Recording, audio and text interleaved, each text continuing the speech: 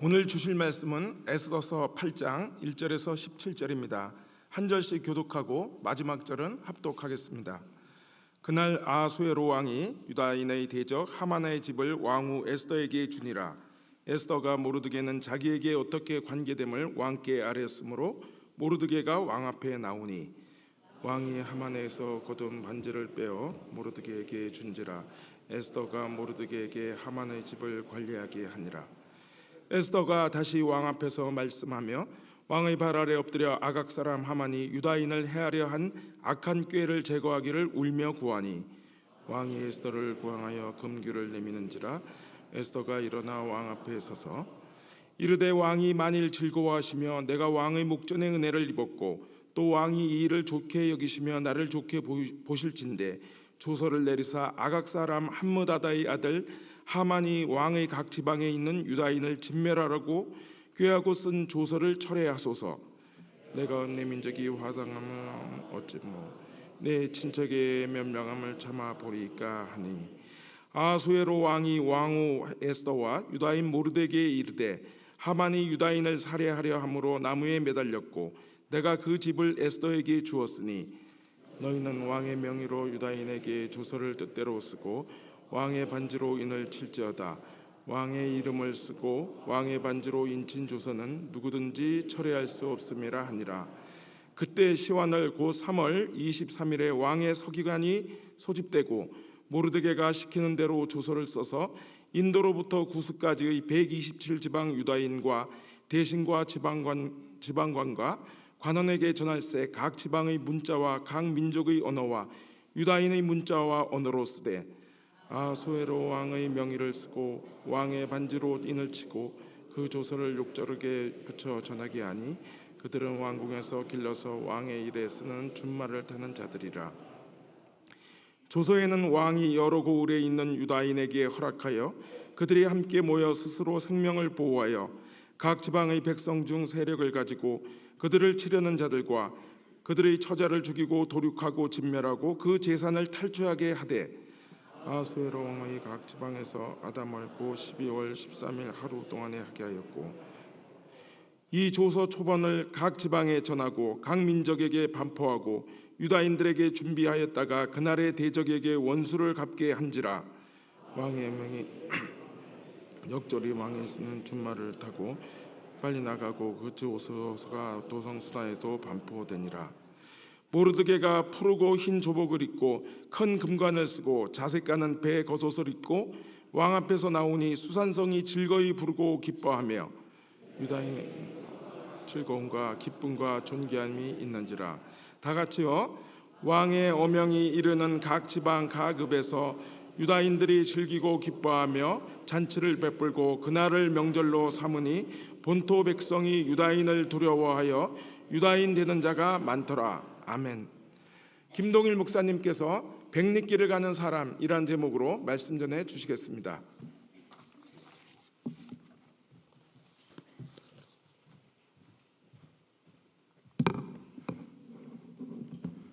기도하십니다. 하나님, 봄을 주셨고 여름을 주셨고 이제 가을을 주셨습니다. 계절이 변하며 하나님의 섭리와 하나님의 숨결을 저희가 느낍니다. 우리가 하나님을 여전히 찬양하고 기뻐하고 즐거워합니다. 이 시간에 예배드림으로 인하여 감사합니다. 저희들이 하나님의 백성 되었음을 맛보는 예배가 되게 하시고 이 시간에 또한 예배 가운데 하나님의 말씀을 저희들이 듣기를 원합니다. 우리의 마음을 고요케 하며 우리의 귀를 기울여서 그 말씀에 귀를 기울이게 하옵소서. 하나님 아버지, 종이 한시라도 하나님의 말씀 이외의 것을 전하지 않는 자가 되게 하시고 오직 생명의 말씀을 따라서 예수 그리스도만 증거하고 하나님의 일하심을 드러내는 종이 되게 하옵소서.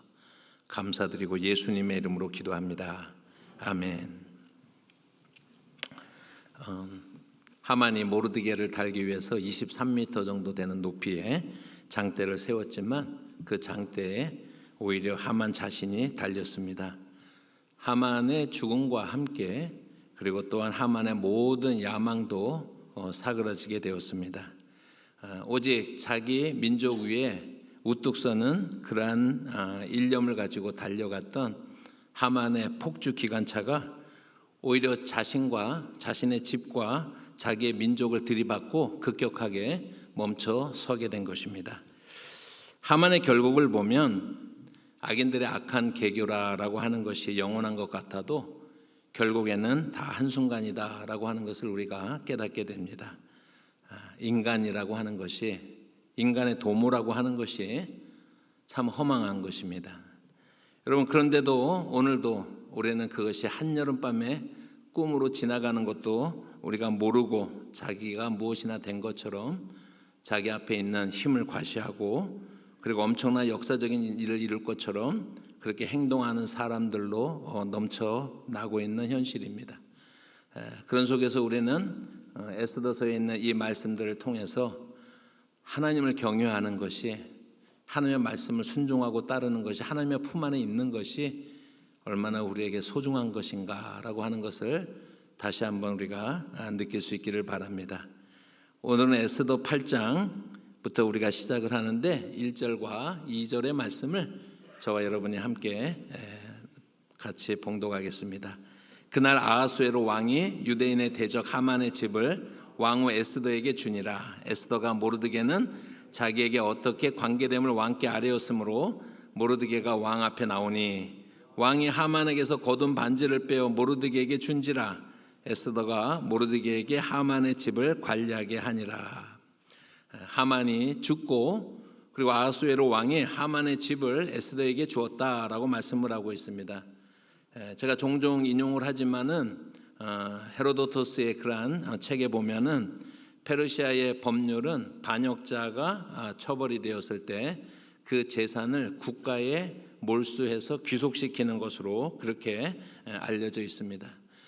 아하수에로 왕은 이렇게 몰수된 하만의 재산을 아마 이번 일로 인해서 에스더가 얼마나 혼란을 겪었겠어요. 얼마나 혼돈을 겪었겠어요. 그래서 그 재산을 에스더에게 양도함으로써 에스더에 대한 그 마음의 고통에 대한 그런 어떤 보상이 이루어진 것이다라고 할 수가 있습니다. 이런 분위기를 틈타서 아하수에로 왕에게 에스더가 모르드게를 소개를 합니다. 그래서 처음으로 아하수에로가 모르드게를 만나는, 접견하는 그 장면이 오늘 본문의 1절과 2절의 말씀입니다. 아하수에로가 모르드게가 첫 번째 만나기는 하지만은 이미 여러 가지 일들을 통해서 모르드게의 존재는 알고 있었죠. 아하수에로 왕이. 그러나 그가 이제 에스더의 오빠 되는 그런 친척이 된다고 하는 사실은 아마 처음 알았겠지요. 아하수에로가 모르드게를 만난 이후에 그 접견을 하면서 하만의 손에 끼어져 있었던 아하수에로가 주었던 그 반지를 뽑아서 이번에는 모르드게 손에 끼워주게 됩니다. 하만의 위선과 음모가 다 밝혀진 지금 모르드게는요 정말 왕이 인지하든 못하든 충성되게 왕에게 충성된 그런 사람이었고 더군다나 자신이 사랑하는 그런 왕비의 후견인이었던 그러한 모르드게를 신임하는 것은 어쩌면 왕으로서는 당연한 일일 수 있겠다 생각을 합니다. 이로써 모르드게가 높임을 받았고 하만의 지위를 차지하게 됩니다. 당연하게 이 8장의 시작은 지금까지 말씀드린 이 말씀들은 전반적으로 우리가 그 분위기를 보면은 축제라고 할까요? 승리라고 할까요? 낙관, 도취, 여러분 절정 뭐 이런 분위기로 우리가 설명할 수가 있을 것입니다. 그런데 이 말을 자칫 거꾸로 우리가 다시 한번 반추를 해보면 자칫 긴장감이 풀어지는 시간이 될 수가 있고 그리고 목적이 흐트러질 수도 있는 그러한 시간이 되기도 하는 것입니다.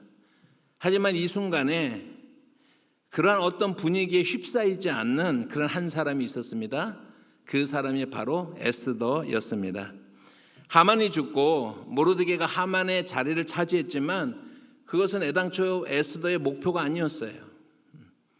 에스더는 자기의 후견인인 정말 사랑하고 존경하고 아버지같이 여기는 그 모르드게가 높은 자리에 차지하는 것으로 만족하는 것이 아니다라고 하는 것입니다. 에스더가 죽으면 죽으리라 하는 그런 신앙 고백과 함께 일어섰던 것은 이스라엘의 민족을 구원하기 위해서 일어섰던 것입니다. 하나님께서 바로 그 일을 위해서 에스더를 오늘 왕비로 삼았다라고 하는 사실을 잊지 않았다라고 하는 것입니다. 그래서 에스더는 다시 한번 아하수에로 왕에게 자기 동족을 구해달라고 그렇게 간청을 하고 있습니다. 3절의 말씀입니다. 같이 한번 읽어봅니다. 에스더가 다시 왕 앞에서 말씀하며 왕의 발 앞에 엎드려 아각 사람 하만이 유다인을 해하려 악한 꾀를 제거하기를 울며 구하니라고 말씀하고 있습니다. 여러분, 에스더서의 이야기들을 쭉 읽어나가면 에스더서에게 동력을 제공하는 모멘텀이 되어지는 그러한 말씀들이 몇 군데가 있는데, 그냥 제 기준에서 에스더서를 읽으면서 몇 가지 말씀을 드리면, 모르드게가 나는 유다인이야, 나 유대인이야, 왜 이래? 라고 말했었던 그 장면이 하나의 모멘텀이라 생각을 합니다. 모르드게는 또한 내가 왕후의 자리에 앉은 것이 이때를 위함이 아닌지 어찌 아느냐라고 에스더를 도전했던 그 순간도 우리가 꼭 기억할 만한 그런 모멘텀입니다. 에스더는 어떻게 했습니까? 그것에 반응을 해서 죽으면 죽으리라 라고 하는 결단을 했었던 그 순간도 마찬가지입니다. 누가 한 말은 아니지만은 에스더서의 전체의 방향을 바꿔내는 것은 뭐냐면, 그것은 그날 밤에 왕이 잠이 오지 않음으로라고 하는 것이 얼마나 중요한 그런 그 모멘텀이 되는지 하는 것을 이미 말씀을 드렸습니다.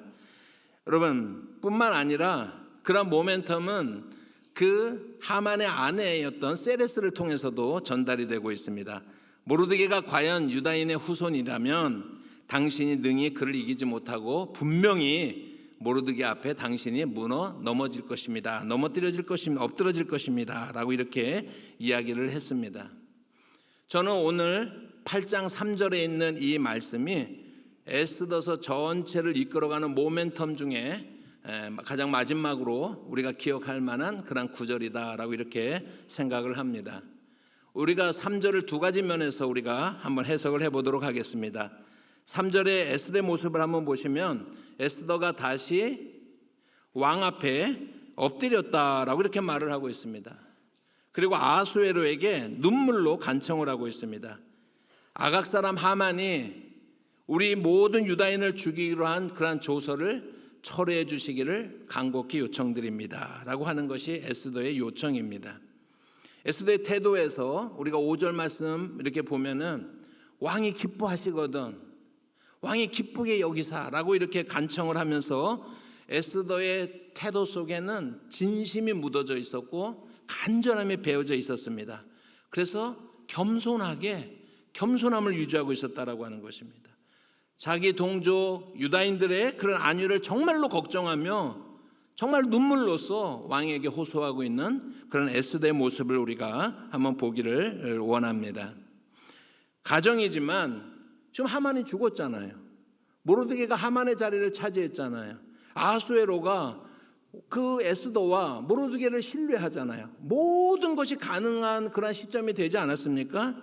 그랬을 때 에스더가 뭔가 당당하게 아마 하만에게 요청해도 괜찮을 뻔한 그런 그 분위기입니다. 지금 분위기상으로 봤을 때. 하지만은 에스더는 정말로 중요한 일을 앞두고서 자기의 자세를 흐트러뜨리지 않았다라고 하는 것이 우리가 3절에서 우리 보아야 될 첫 번째 적용입니다. 이스라엘 백성들을 생각하면서 완전히 일을 마무리할 때까지 조금도 영적으로 긴장을 풀지 않았다라고 하는 것입니다. 성경을 보면은 이론적으로는 이것은 너무나 당연한 일이지만 이렇게 중간에 긴장을 풀어서 마지막 판에 일을 그르치는 일들을 성경을 보면 우리가 얼마나 많이 볼 수가 있습니다. 여러분, 사진을 하나 보시겠습니다. 오늘이 그 제19회 항저우 아시안게임 폐막일입니다. 여러분, 이 장면이 이번 아시안게임에 우리 한국 사람들의 마음속에서 가장 안타까움을 불러일으켰던 그런 장면이 아닐까라고 생각을 합니다. 지난 2일에 있었죠. 그 롤러스케이트 스피드 경기 3000m에서 단체로 그렇게 경주를 하다가 한국 대표팀이 거의 우승을 확정짓고 이제 마지막 주자가 골인 지점을 이렇게 향해서 가다가 승리를 확신한 거예요.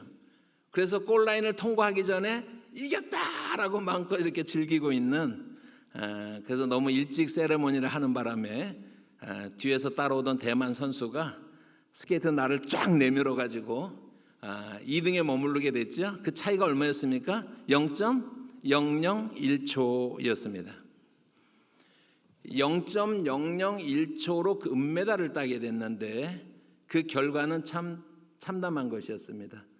제가 뭐 저 선수 이름을 우리가 일부러 다시 한번 상기할 필요는 없지만은 본인이 27살에 이제 마지막으로 군대를 면제받을 수 있는 그런 기회였는데 그 기회를 스스로 발로 차버린 꼴이 돼버리고 말았습니다. 자기만 그런 것이 아니라 다른 사람들도, 다른 선수들도 그렇게 똑같이 병역 면제 혜택을 받지 못했습니다. 한순간의 방심이 가지고 온 그런 결과치고는 너무 가혹하다라고 하는 그런 생각을 하게 됩니다. 제가 좋아하는 중국의 그런 격언이 있습니다. 두 번째 그림을 한번 보여주시기를 바랍니다. 여기 보시면은 행백리자 반어 90이다라고 하는 그런 말이 있습니다. 이것은 정국책의 진책이라는 부분에 나오는 그런 이야기인데 그 뜻은 행백리자, 백리를 가고자 하는 자는 90리를 절반으로 생각한다라고 하는 그런 말이 있어요. 여러분, 백리를 가고자 하는 사람이 90리쯤 왔어요. 거의 다 왔습니다 지금요. 그러나 거의 다 왔다고 방심하는 그 순간에 실수하기가 쉽다라고 하는 것입니다. 90리를 오면 이제 절반 왔다라고 하는 마음가짐으로 나아가라고 하는 그런 중국의 그런 격언이 되겠습니다. 우리나라에도 다 된 밥에 뭘 빠뜨려요? 이거 꼭 잡고 다녀야 돼. 이게 코 빠뜨리면 안 되니까는 밥이 다 되어갈수록 코를 꽉 잡아야 됩니다. 셰익스피어가 이렇게 말했는데 영어의 그런 경고이기도 하지만 처음에 셰익스피어가 말했는데 All's well that ends well이라고 이렇게 됐습니다. 끝이 좋아야지 모든 것이 좋은 것이다라고 하는 말들도 있습니다. 사랑하는 성도 여러분, 하나님을 사랑하는 자는 하나님을 믿는다라고 하는 것은 백리를 가는 자와 같다라고 말씀을 드릴 수 있습니다. 긴장을 푸는 순간에 여러분 사탄에게 틈을 주게 되고 영적으로 얼마든지 실패할 수가 있다라고 하는 것입니다. 성경에 보면은 히스기야 왕이 그런 사람이었습니다. 여러분 히스기야 왕을 보면 영적인 방심이 얼마나 무서운 결과를 초래할 수 있는지 그것을 우리에게 분명하게 교훈으로 말씀을 하고 있습니다. 열왕기하 19장의 말씀을 보면 히스기야 왕 때 그 당시 세계 최고의 강대국이었던 아시리아의 사네립이 무려 18만 5천 명의 군대를 이끌고 그리고 남유다로 진격해 들어오고 있습니다. 그런데 이 아수르 왕 사네립은 선전선동의 대가 같은 그런 사람이었어요. 하나님을 전혀 두려워하지 않습니다. 그래서 그 신하에게 편지를 통해서 전달을 해주면서 하나님을 대적하면서 조롱하고 있습니다.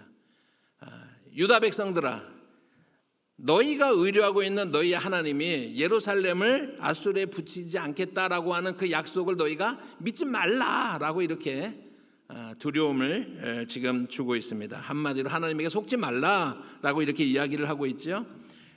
히스기야가 그 편지를 읽고 보니까 너무 참담한 마음이 들었어요. 그래서 그 편지를 하나님 앞에 바치고 하나님 앞에 간절하게 기도합니다. 하나님, 이런 편지를 받았습니다. 기도했겠지요? 하나님께서 히스기야의 기도를 들으셨죠. 그리고 그날 밤에 하나님의 사자를 보내서 아시리아에 있었던 18만 5천 명의 그러한 목숨을, 그 병사들을 다 초토화시키고 그리고 이 전쟁을 하나님께서 승리로 이끄셨다라고 하는 것입니다. 하나님을 모욕하던 사네립 있죠? 그 사네립은 자기의 아수르, 자기 나라의 수도로 돌아가는 것까지는 성공했지만 거기서 반역을 만나게 되고 그리고 피살당하게 되는 것입니다. 히스기야가 그런 사람이었어요. 이 말은 진심이었을까요? 가짜였을까요? 하나님 앞에 그 편지를 올려놓고서 하나님의 이름이 이렇게 조롱받고 있는 것에 대해서 분해했던 히스기야의 마음이 진심이었겠어요? 가짜였겠어요? 당연히 진심이었겠죠. 그 다음에 열왕기하 20장에서 히스기야는 자기의 몸에 병든 것을 놓고 하나님 앞에 기도함으로써 15년 동안 더 사는 은혜를 입었다라고 하는 거 우리가 너무나 잘 알지 않습니까? 이 유명한 기도의 제목을 우리가 한번 찾아서 읽어보겠습니다. 열왕기하 20장 2절과 3절 말씀입니다. 같이 한번 읽어볼까요?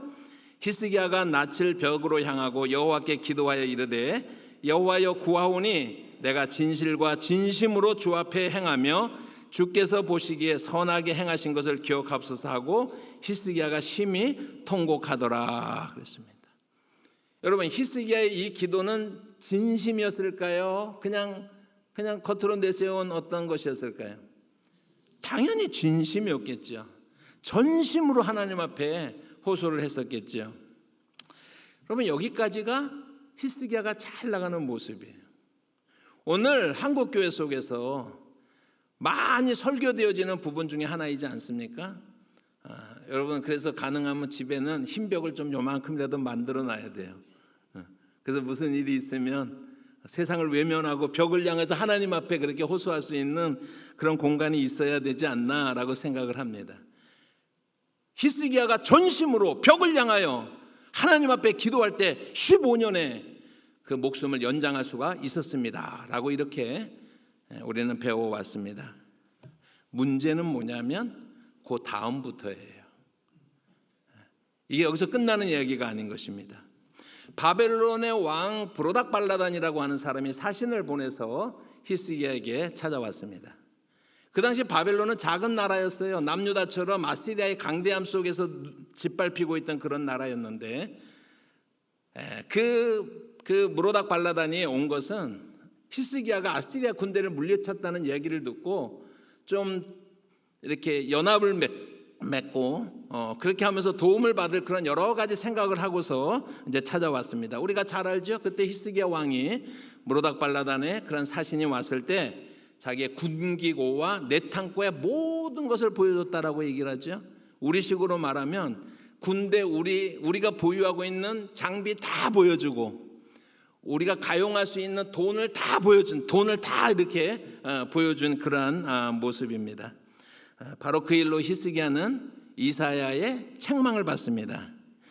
이사야가 히스기야가 보여준 모든 것이 이제 바벨론으로 옮길 것이다 라고 이렇게 하나님의 말씀을 받아서 예언을 합니다.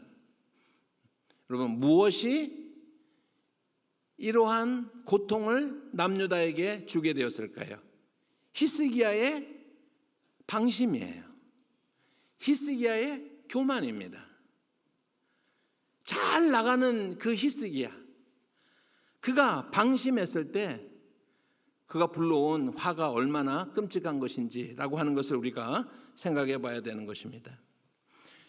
여러분, 히스기야의 이 이야기에서 결정적으로 중요한 구절이 있습니다. 역대하 32장 24절부터 25절에 있는 말씀입니다. 역대하 32장 24절과 25절 같이 한번 읽어보십니다. 시작.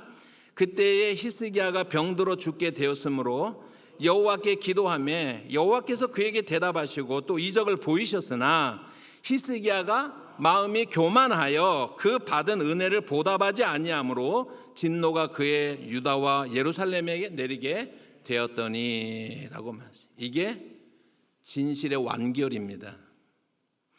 히스기야가 하나님 앞에 기도해서 15년 동안 목숨을 연장을 받는 은혜를 입었는데 히스기야가 교만해진 것입니다. 방심한 것입니다. 한국 교회는 이렇게 하나님 앞에 기도했더니 15년을 더 살았습니다를 강조하지만 한국 교회가 결코 말하지 않는 게 뭐냐면, 여러분, 왜 15년을 더 살아야 되죠? 왜 15년이 더 필요했을까요? 제가 그냥 쉽게 말씀드리기 위해서 계산한 것은 아닙니다. 여러분, 히스기야가요 원래 3,000년 전에 죽을 사람이었는데 15년을 더 살았어요. 그래서 몇 년 전에 죽었어요? 2985년 전에 죽었어요. 그러니까 지금 우리 관점에서 보자는 거예요. 3,000년에 죽었어야 되는데 2985년 전에 죽었어요. 더 15년 더 살아갔고.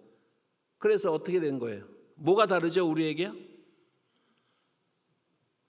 여러분, 우리에게 중요한 것은 뭐냐면 하나님 앞에 절대적으로 기도하면, 여러분 정말 지푸라기라도 잡고 싶은 그런 심령으로 하나님 앞에 기도하는 건 우리에게 당연한 일이지만, 우리의 질문의 완결은 뭐냐면 왜 더 살아야 됩니까? 왜 내가 15년을 더 살아야 됩니까? 라고 하는 질문도 같이 가야 된다라고 하는 것입니다. 히스기야가 차라리 15년의 목숨을 더 살지 않았더라면, 히스기야는요 너무나 깔끔하게 하나님의 사람으로서 정말 놀랍고도 위대한 순종의 사람으로서 그렇게 아마 히스기야가 기록됐을 거예요. 히스기야의 모든 흠집들은 다 언제 기록된 거예요? 15년 더 사는 동안에 나온 것들이에요. 히스기야의 아들이 므낫세입니다. 므낫세가 55년을 살았는데 그가 왕이 될 때 12살이었어요. 그러면 언제 태어난 거예요? 히스기야가 더 살고 있는 그 기간에 태어났죠. 히스기야가, 그 므낫세가, 그죠? 그런데 남유다의 왕들은요 웬만하면 그래도 신앙은 지켰어요. 그런데 므낫세는요 정말 남유다 왕인데 북이스라엘 왕으로 착각할 정도로 악하고 하나님을 멀리하는, 하나님을 두려워하지 않는 그런 왕이었습니다. 히스기야의 아들이에요. 히스기야가 15년 동안 더 사는 동안에 태어났습니다. 그 아들 므낫세는 자기 아버지에게서 하나님을 섬기는 그 모습을 본 적이 없어요. 그래서 므낫세는 남유다의 역사상 끔찍한 그런 왕으로 그렇게 기록되어지고 있는 것입니다. 사랑하는 성도 여러분, 왜 15년을 더 살아야 하는지, 그 15년 동안에 방심하게 되고 자기가 이루었던 모든 업적을 스스로 까먹는 15년이라면 그 15년이 뭐 그렇게 의미 있는 시간이 되겠는가라고 하는 것을 우리가 생각을 해봐야 된다라고 하는 것입니다. 히스기야의 대조가 되고 있는 사람이 엘리야라고 하는 그런 사람입니다. 열왕기상 18장에 보면은 엘리야가 바알과 아세라를 섬기는 850명의 거짓 선지자들과 기송강에서 대결을 벌이지 않습니까? 거기에 무슨 거기 어디죠? 갈멜산에서 그렇게 이제 대결을 벌이지 않습니까? 여러분, 바알과 아세라의 선지자들의 숫자가 많으니까 너희가 먼저 기도하라라고 이렇게 하지 않습니까? 그랬을 때 그들이 열심히 기도했지만 응답이 있었어요, 없었어요? 응답이 없었습니다. 엘리야 차례가 됐습니다. 기도합니다. 18장 37절의 말씀을 보면 여호와여 내게 응답하소서, 여호와여 내게 응답하소서. 이 백성에게 주 여호와는 하나님이신 것과 주가 그들의 마음을 되돌이키심을 알게 하소서라고 이렇게 기도를 할 때, 그때 하늘에서 불이 떨어졌다라고 이렇게 말합니다. 번제물을 태우고 나무를 태우고 돌과 흙을 태우면서 훑고 지나가고 그 도랑에 부어졌던 그런 물 다 이렇게 핥아버리는 그런 엄청난 일이 일어났습니다. 그리고 이스라엘을 영적인 혼합주의에 빠지게 했던 그 바알과 아세라의 850명을 기송강에서 한 칼로 다 죽이는 그러한 신앙의 성결 운동을 성공적으로 했습니다. 그리고 나서 엘리야가 갈멜산 꼭대기로 올라갑니다.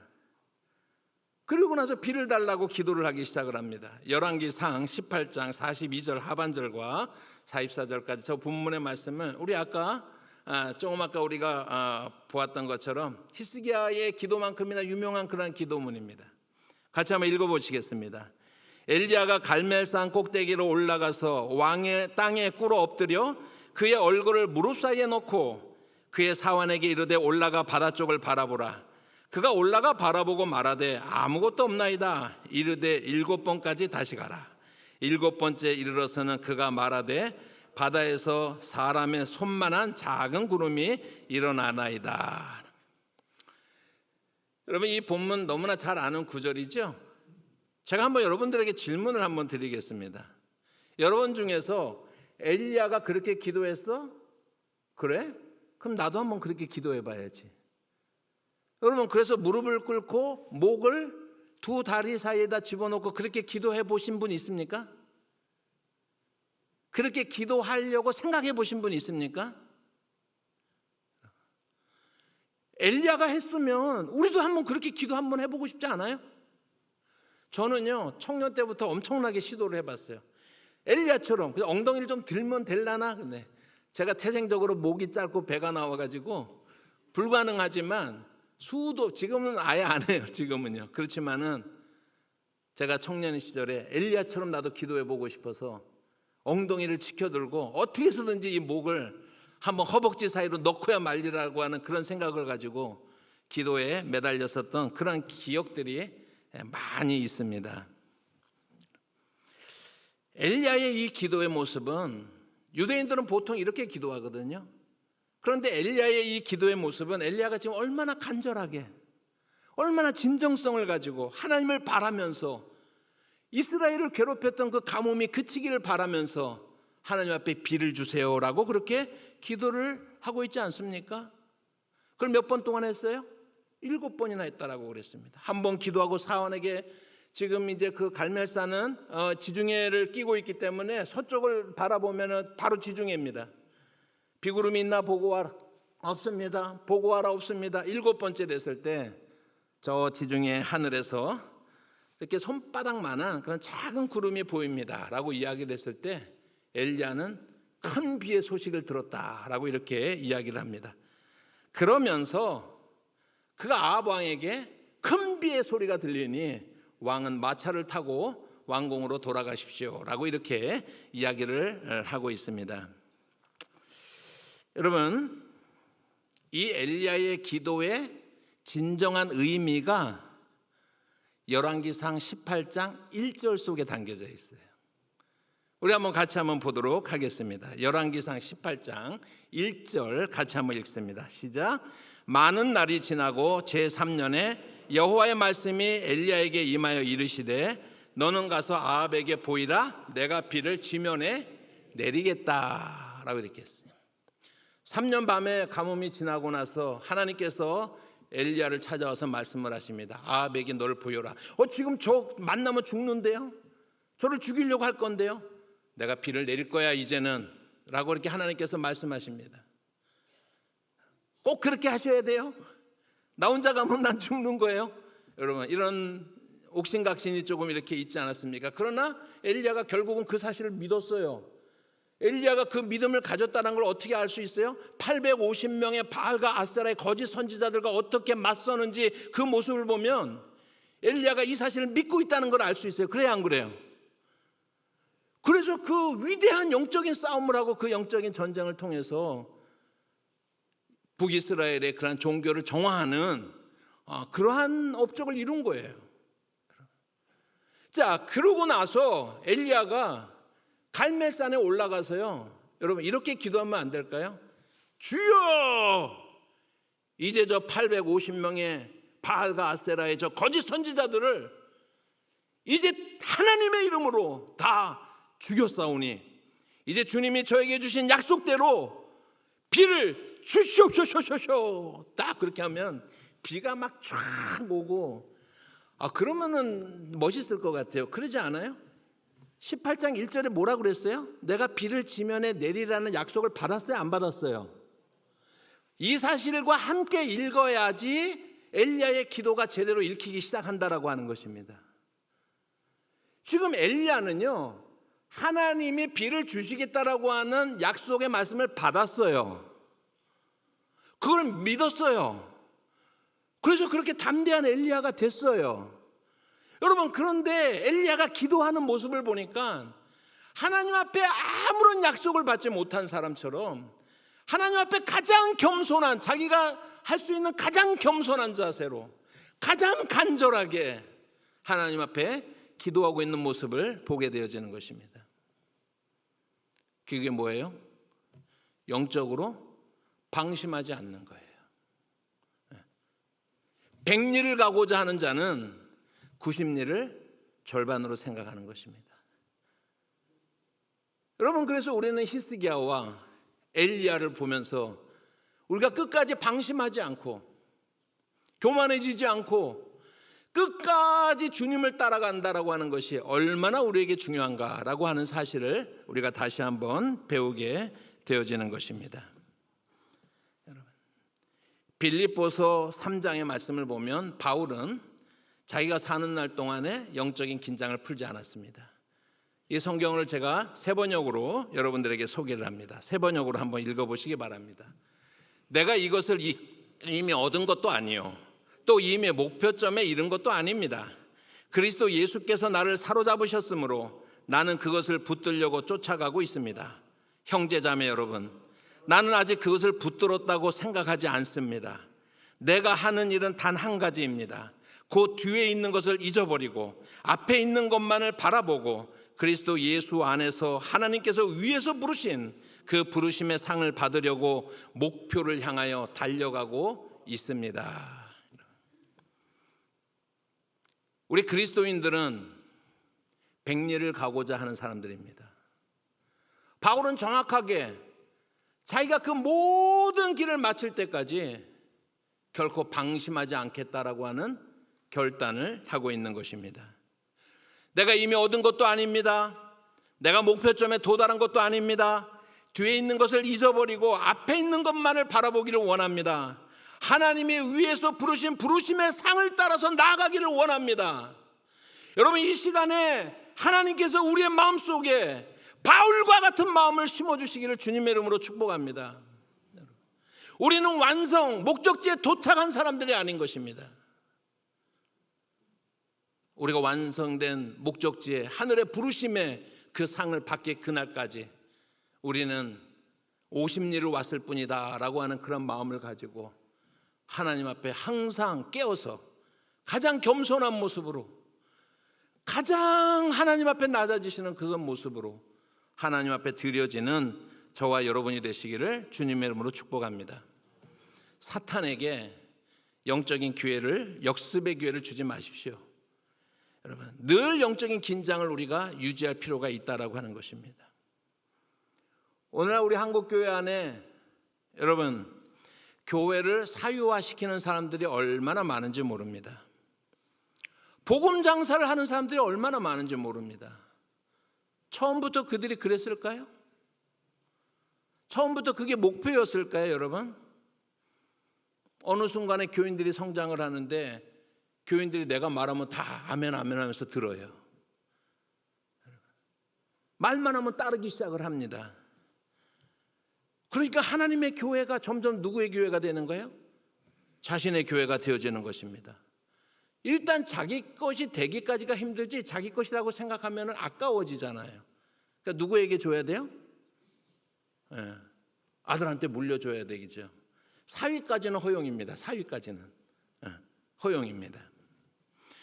여러분, 우리는 항상 활시위가 당겨진 팽팽한 그런 활처럼 우리가 하나님의 일에 있어서 우리가 그런 마음으로 나아가는 저와 여러분 우리 공동체가 되기를 축복합니다. 활의 시위가 느슨해지면 나봤자 폭 이렇게 떨어지는 거예요. 우리가 그 말씀들을 생각하면서 에스더가 이 3절에 에스더의 마음이 왜 그런 마음을 가지고 왜 그런 자세를 가지고 에스더의 마음을 우리가 한번 같이 이해할 수 있기를 바랍니다. 두 번째로 보시면 오늘 본문의 3절에 에스더를 보면서 다시 한번 우리가 에스더의 눈물의 의미를 우리가 좀 생각해 봐야 되는 것입니다. 이 순간에 에스더가 울 필요가 있어요? 모든 게 순조로운데 지금 하만이 죽었는데 에스더가 왜 울고 있습니까?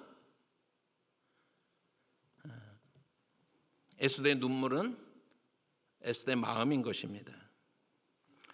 에스더가 아하수에로 왕께 나아가서 하만이 보냈던 그러한 조서가 철회될 때까지는 에스더는 쉼이 없는 것입니다.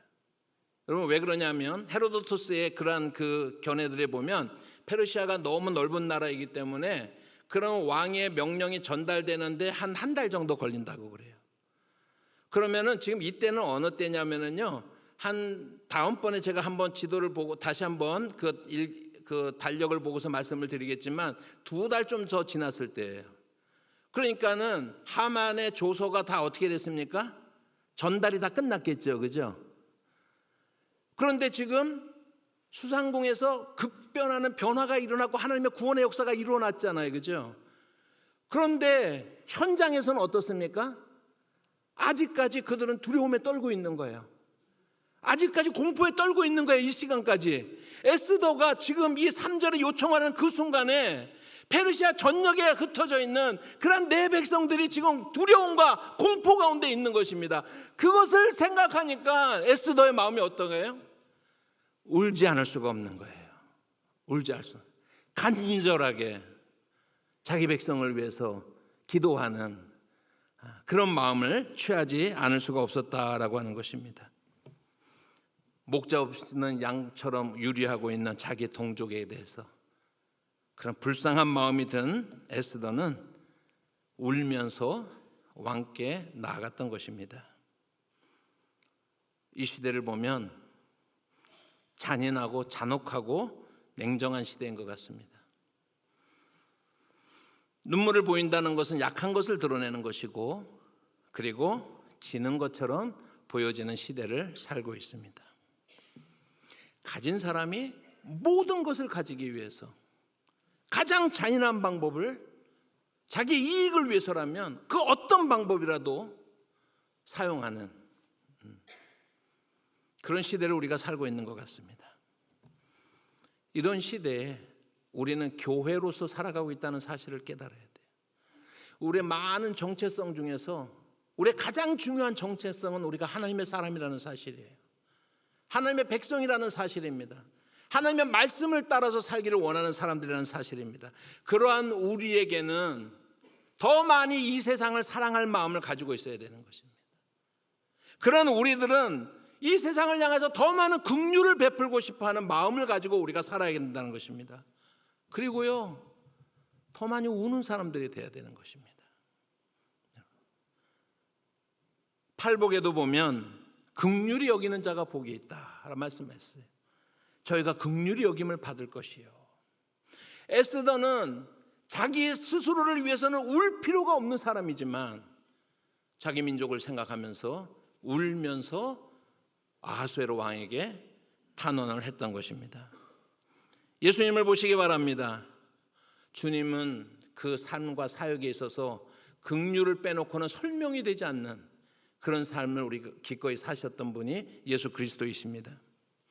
불쌍히 여기는 그 마음을 실천하시면서 살았던 분이 그분인데, 우리가 주님을 따른다고 하면서 예수의 제자라고 하면서 얼마나 우리가 세상에 대해서 잔인한지 몰라요. 오늘날 교회가 얼마나 불친절한지 몰라요. 교회가. 이게 예수의 정신에 맞습니까? 예수님은 마침내 그 긍휼의 마음을 품고 십자가에 기꺼이 죽으셨던 분이다라고 하는 것입니다. 목회자로서 저도 부족하지만 하나님 앞에 기도하는 기도의 제목이 있습니다. 하나님, 제가 이 땅을 살아가면서 설교를 하고 또 삶을 살아가면서 제 마음속에 긍휼의 마음이 있게 하소서 기도하고 있습니다. 부족해서 다 실천하지는 못하지만 그래도 명료하게 하나님, 긍휼의 마음을 갖게 하옵소서 기도하고 있습니다. 사랑하는 성도 여러분, 물이 바다를 덮는 것 같이 그리스도의 사랑과 긍휼이 우리 그리스도인들을 통해서 세상을 덮는다면 어떤 변화가 일어날 수 있을까요? 우리가 교회 공동체입니다. 가장 먼저 필요한 것이 불쌍하게 생각해 주는 거예요. 옆에 있는 사람들을 불쌍하게 생각해 주는 것입니다. 긍휼의 마음을 갖는 것입니다. 함께 걸어온 십수년 동안에, 그런 세월 동안에 여러분, 우리가 지금까지 함께 걸어왔다는 그 사실만으로도 대견하고, 다른 사람들을 판단하기 전에 우리가 먼저 긍휼의 마음을 갖는 것, 불쌍히 여겨주는 것, 그런 마음으로부터 출발하는 그런 공동체가 되어지기를 바랍니다. 우리의 마음을 완악하게 하는 것이 아니라 좀 풀어놓고 하나님의 은혜를 덧입어서 하나님께 구하면서 에스더처럼 우리가 갈 길을 다 가기 전까지는 절대로 긴장을 풀지 않겠습니다. 내 백성을 끝까지 품고 사랑하겠습니다 라고 하는 그 마음을 가지고 우리도 살아가는 우리 공동체가 되기를 주님의 이름으로 축복합니다. 기도하겠습니다. 사랑하시는 하나님 아버지, 주님이 우리를 긍휼히 여기셨고 그 긍휼에 힘입어서 예수의 제자가 되었습니다. 우리가 다른 믿음의 형제 자매들을 향하여서 불쌍히 여기는 마음을 갖게 해주시고 눈물을 흘릴 수 있는 저희가 되게 하옵소서. 에스더가 결단코 그 일을 완수하기 전까지는 사단에게 틈을 주지 않고 정말 그가 그 모든 것들을 흐트러짐 없이 긴장을 풀지 않고 교만해지지 않고 하나님 앞에 구하는 그러한 심령이었던 것처럼 우리도 내 민족을 바라보며 울게 하시고 죽어져가는 영혼들을 향하여서 울게 하여 주시고 하나님 아버지 우리 교회 지체들을 향하여서 우는 자가 되게 하시고 우리가 100리를 가는 자로서 50리 왔을 뿐이다라고 하는 그런 마음을 항상 가지며 사랑을 실천하는 저희가 되게 하옵소서. 예수님의 이름으로 기도합니다. 아멘.